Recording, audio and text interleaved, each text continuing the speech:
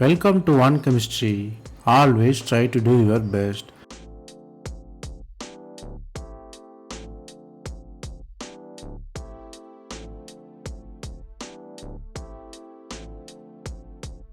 Now, let us see about 100 concepts in organic chemistry. We are seeing it as episode. This is the episode number 71. If you didn't watch previous episodes, I encourage you to go and see. Here, we solve 5 problems step by step. Stay tuned. Let us see the first question. First question, they given the 4 different amines there. First one is pyrrole, second one is indole, third one is pyridine, fourth one is piperidine. Basically, all our amines differ in the ring size and the heterocyclic nature. They are asking order of basicity. You have to find which one have higher basicity, which one have lower. So from the question of 4 different amines and their basicity, you might realize the question is really about ring size versus amine basicity. The answer is A. Let us see how. Here the basicity is defined by the loss of electron. It's a Lewis base. Lewis base means you should donate the electron to the acid.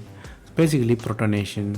Here 4 different amines are there. Before we analyzing each one, we have to know the fact good electron donating amine is a good base. Electronegativity of sp2 carbon is higher than sp3 carbon because of more s character, more electronegativity there. More electronegative atom don't donate the electron. That's why sp3 is more basic. Here fourth one is more basic. It is the highest possibility. Then if you look at the pyridine, which is the third one, lone pair don't participate in the aromaticity. So what really happens is it is more basic than 1 and 2. Because in 1 and 2 lone pair participate in the aromaticity. Among 1 and 2, 2 is more basic. Because in 1 if you do some protonation, that is basicity test, what really happens is you are disturbing the aromaticity. So no donation of electron at all. So it's a very poor base. So if you look at the second one, it is a kind of same system like pyrrole, but it attached with benzene. So what really happens is aromaticity will be partially destroyed, still it can donate it. So when compared to 1, it will be little bit basic.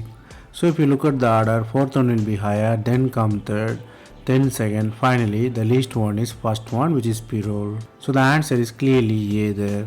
Here the concepts you have to learn here is good electron donating amine is the good base.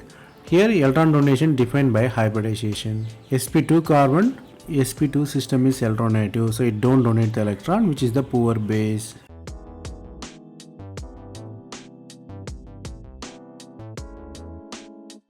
Then let us look at the next question. They given the continuous conjugated cyclic compound, which is the 18-member system. It is called 18 aniline. Conjugation all over there. It's a continuous cyclic system. Here they ask you to find number of signal in the proton NMR spectra. So you have to find how many different kind of proton in the system. Here the structure is kind of higher version of benzene. So you have to analyze how the proton behave. So from the question of NMR signal and its environment, you have to realize the question is really about ring current versus number of signal. The answer is B. Let us see how.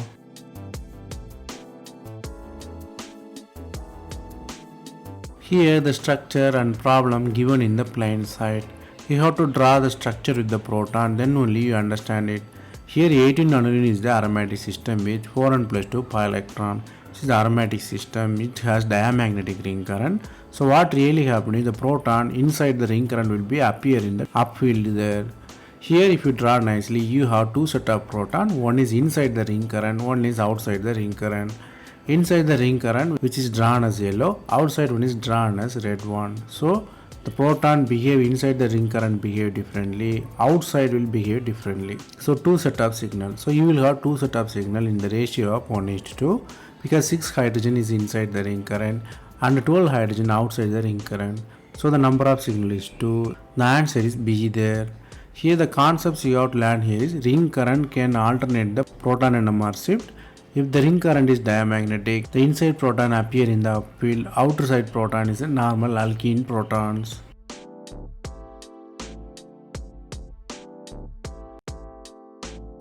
Then let us look at the next question. They given the cyclohexane system with 2 methyl group which is trans to each other, and fourth position you have tertiary butyl group. They are asking most stable conformation of this compound. Basically, you have to play between the chair form of it. So you have to find which one will attain the higher stability. In structure A, all are in equatorial. In structure B, tertiary butyl and 1-methyl in equatorial and one is axial. In structure C, both axial but tertiary butyl is equatorial. If you look at the D, tertiary butyl and 1-methyl group in axial and equatorial. So you are basically playing between axial and equatorial position with tertiary butyl groups and methyl groups. So from the question of stability and cyclohexane chair form, you might realize the question is really about conformation versus stability. The answer is C. Let us see how. Here you have to know the concept that bulky group is the deciding group. It is called locking group. It is like a lock to lock the structure to the particular position. You have to know the fact that bulky group is the deciding factor. Other things are unimportant because tertiary butyl is highly strainful system. So the structure is tertiary butyl in equatorial system irrespective of methyl group. The ring flip also bring the tertiary butyl group to axial position, which is still highly unstable. So only stable form is A. But the question may be looking simple, but here you are doing trade-off. In A, you have tertiary butyl in axial even though it is stable because of its bulkiness. Second thing is B, you have 2 methyl group, they are axial, it is less stable. So only bulky group decide the. So the bulky group is the deciding factor here. So even you have 2 methyl group in axial, the B structure is very much unstable. So the answer is clearly C. The tertiary butyl in equatorial position and 2 methyl groups are transaxial position, diaxial position. Here the concepts you have to learn here is the bulky group is the locking group. It will decide the entire structure of cyclohexane irrespective of other groups.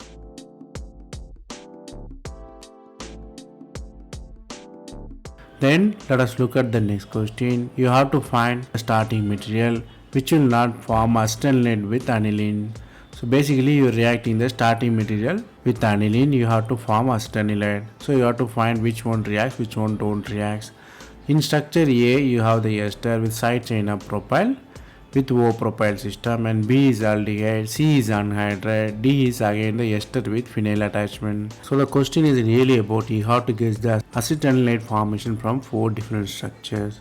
So you have to understand basically the question is really about leaving group versus reactivity. The answer is B. Let us see how. Before we get into the answer, you have to realize the fact that if there is no leaving group, CO addition will be reversible. So we have to analyze the structure one by one. If you look at the A, if the aniline attacks on the carbonyl, the leaving group is alcohol, which is a stabler one. So it's a very good leaving group. It forms acetanilide. B is our answer. We will see at last. Now let us see the C. In C, if you attack it, the leaving group will be acid, which is also good one. The pKa also higher, so it's also good leaving group. You form acetanilide. In D1 also same. You have very good leaving group, phenoxide ion, which is a phenol one, so it's also good leaving group. So D also form acetanilide. If you look at the B, the leaving group is hydrogen. It's a very poor leaving group, or you can say it's not leaving group.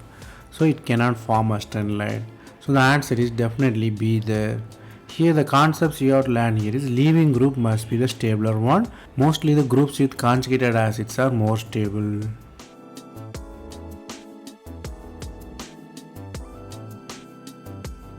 Then let us look at the next question. Starting methyl trial with methyl substitution.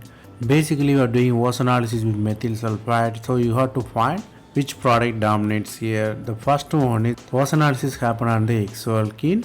In B, OS analysis happen on the both alkene which is present in the terminal position. In C, less substituted alkene get oxidized. In D, both terminal alkenes are getting oxidized.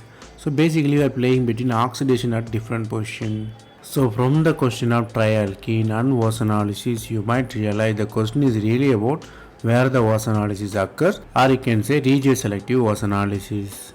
The answer is B. Let us see how. Here you have to understand the OS analysis. What really OS analysis is doing is breaking the CC bond, form as a 2 CO bonds. So 1 CC converted into 2 CO bonds. So you have to break the structure in the same way. You have to break continuously. So if you break it up, you have carbonyl formation at every alkene, both terminal and exocyclic one. Here terminal alkene become aldehyde and the exocyclic become ketone there. So the answer is clearly B. Here I given the color for your understanding. So you have to see the color of the carbon for the product formation. So the answer is clearly B there. Here the concepts you have to learn here is ozonolysis break CC double bond into 2CO bond. Terminal alkene become aldehyde. Middle one or exocyclic will become ketone here.